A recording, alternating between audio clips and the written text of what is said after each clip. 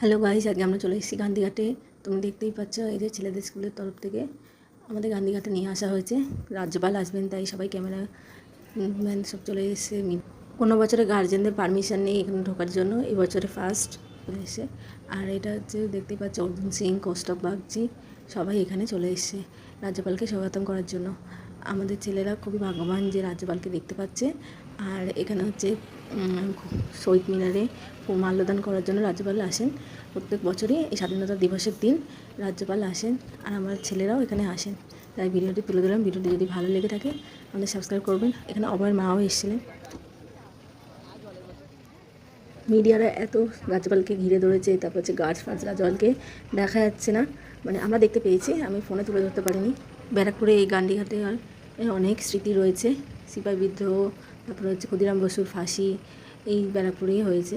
তা আজকে স্বাধীনতা দিবসে ৮০তম বর্ষ পূর্ণ হলো। টাটা।